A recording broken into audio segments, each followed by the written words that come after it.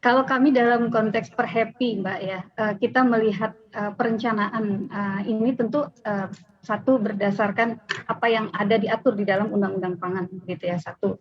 Kemudian yang kedua dalam kepentingan Perhappy melihat ini bagian dari upaya untuk meningkatkan kesejahteraan petani, maka kita perlu melihat perencanaan ini sejauh mana kemudian berdampak positif dan memberikan keuntungan bagi para petani, begitu. Nah, dalam konteks Bulog sebagai operator, perencanaan ini tentu perencanaan operasional yang dalam batas ranah kewenangan dan batas ruang lingkup tugasnya dari Bulog, begitu.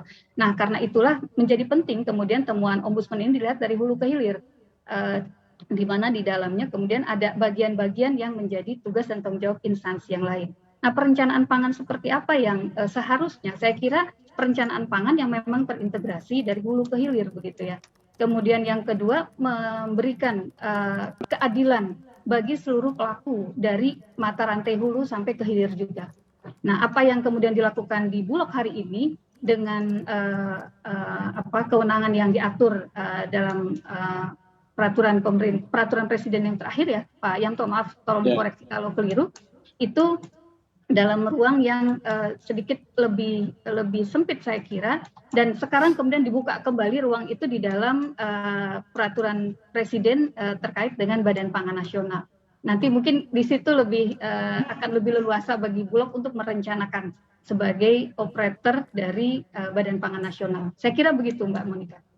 Baik, Bu Leli, tapi kalau kita lihat di sisi lain begitu ya, Indonesia adalah negara agraris yang selalu mengimpor beras dan juga Ombudsman juga mempermasalahkan terkait dengan seperti apa pengadaan dari impor beras ini. Nah, seperti apa Anda melihat terkait dengan hal ini, Bu Leli?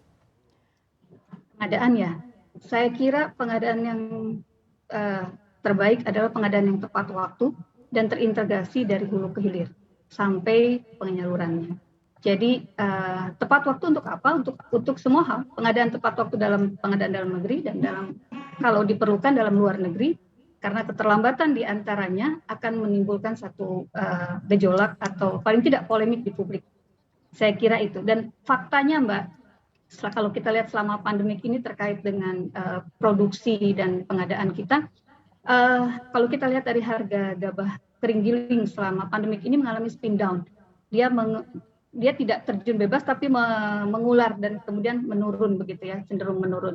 Ini mengakibatkan NTP turun, nilai tukar petani itu cukup jatuh, begitu ya, turun cukup besar di tahun 2021 ini, yang menyebabkan kemudian ada potensi kerugian ekonomi di petani bahkan sampai triliunan di 8 bulan pertama tahun 2021. Mungkin kalau dilihat dari kerugian real secara fiskal dianggap tidak besar, tetapi bagi petani ini tentu sesuatu. Maka ini tentu menjadi perhatian kalau kita tetap akan menjadikan petani sebagai resources terdepan untuk menghasilkan beras dan pangan yang berkualitas.